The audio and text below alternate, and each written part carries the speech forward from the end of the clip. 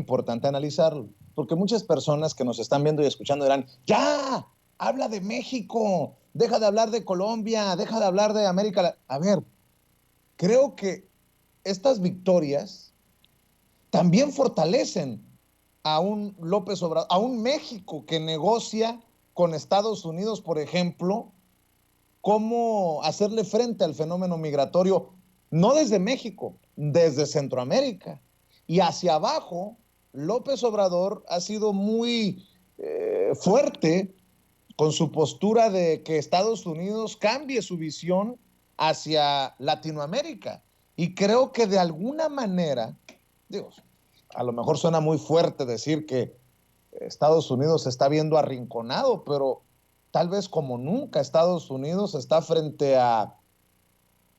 su visión imperialista, su visión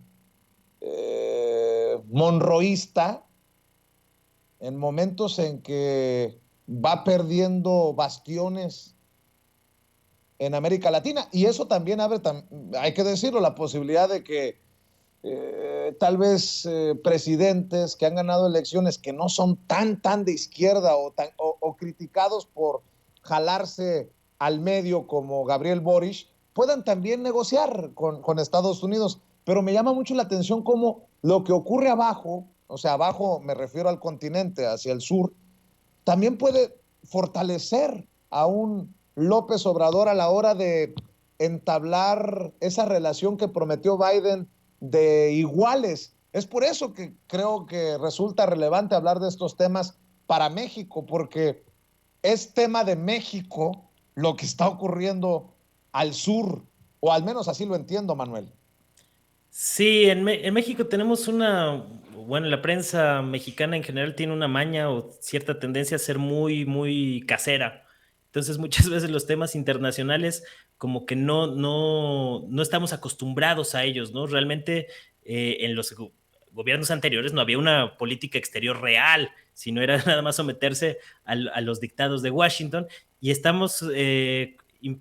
pues participando o viviendo por primera vez en muchos años de una auténtica política exterior en el caso mexicano, y por eso también la trascendencia de hablar de estos temas de América Latina, que por cierto, en el caso concreto de Colombia, que yo lo vengo siguiendo así de manera muy directa hace 2 años, hubo todo un proceso de manifestaciones, de protestas muy álgidas que fueron interrumpidas por la pandemia, y a mí en todo este proceso me ha llamado mucho la atención cómo la gran prensa corporativa latinoamericana, los grandes diarios de la oligarquía latinoamericana y la prensa también, por ejemplo, la prensa española o la prensa hemisférica en Occidente, la prensa estadounidense, los grandes medios occidentales habían tapado, ocultado, minimizado completamente lo que estaba ocurriendo en Colombia. Por eso ahora muchos se sorprenden de este revés histórico que se ha venido construyendo durante los últimos 2 años. Entonces yo creo que el triunfo del pueblo colombiano en las elecciones ayer es muy importante porque está simbolizando un proceso histórico que estamos viviendo en América Latina. En América Latina hoy existe una rebelión democrática frente a las derrotadas oligarquías neoliberales que habían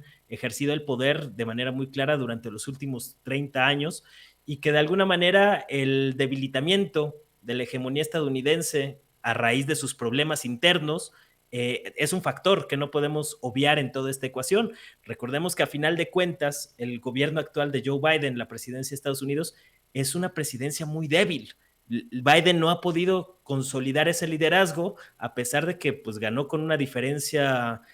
ajustada en las elecciones presidenciales de su país, con todo el conflicto de la toma del Capitolio, etcétera, que habla y evidencia pues que los problemas internos que está teniendo Estados Unidos se están traduciendo también en una debilidad en su política exterior que no ha podido imponer como lo hizo a lo largo de la segunda mitad, sobre todo del siglo XX, y que estamos en un proceso de reconfiguración de fuerzas a nivel continental. Entonces me parece que lo de Colombia ayer fue muy emblemático porque lo de Brasil, si llega a ocurrir en noviembre, digamos que podría ser un poco más dentro de lo esperado debido al desastre que ha sido el gobierno de Jair Bolsonaro en Brasil. pero lo de Colombia ayer es de llamar la atención porque se logró derrotar a una maquinaria muy fuerte como lo era el uribismo, que pues para la gente que no lo tenga muy presente, hagan de cuenta que era como la versión salinista, calderonista de Colombia, ¿no? Álvaro Uribe, un cacique que alimentó durante mucho tiempo a grupos paramilitares en Colombia con una especie de guerra contra el narcotráfico, con lo cual era muy afín al mismo Felipe Calderón, y que se utilizó este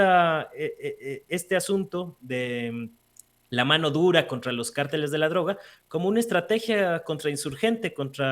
en contra de los pobres. Esa fue realmente la estrategia del uribismo durante muchos años. Se matizó un poco con los acuerdos de paz que firmó Juan Manuel Santos hace unos años, pero que con Iván Duque, el actual presidente de Colombia, se recrudecieron todos los males que ya se estaban gestando históricamente dentro de esta política neoliberal y completamente entregada a los intereses de Washington, y a final de cuentas pues acabó reventando el uribismo el día de ayer, ¿no? A pesar de que se aferraron con uñas y dientes, que ya había muchas dudas y mucha suspicacia sobre el conteo de votos, la gente estuvo muy atenta, y por eso de esa magnitud es lo que vimos ayer en Colombia. No hay que minimizarlo, hay que tener muy en Claro. cuenta las repercusiones que tiene para el continente y también para el caso mexicano, porque a final de cuentas México sí ha sido un liderazgo importante en este proceso de recambio, y yo creo que lo único que pues sí va a ser un poco lamentable es que no le va a dar tanto tiempo al presidente López Obrador de poder echar un proyecto regional tan de avanzada, porque digamos cuando en caso de que llegue Lula a la presidencia de Brasil después de las elecciones de noviembre, pues López Obrador más o menos va a tener un año para poder gestar algo de manera más o menos rápida, ¿no? Entonces, Claro. creo que va a faltar un poco de tiempo y que hay que ver cómo el liderazgo que dé continuidad al proyecto de la Cuarta Transformación va a seguir empujando este proceso de política exterior, donde uno de los principales contendientes ahorita a la presidencia de Morena rumbo al 2024, pues es precisamente el canciller Marcelo Ebrard, que ha también estado muy movido en todos estos asuntos. Entonces,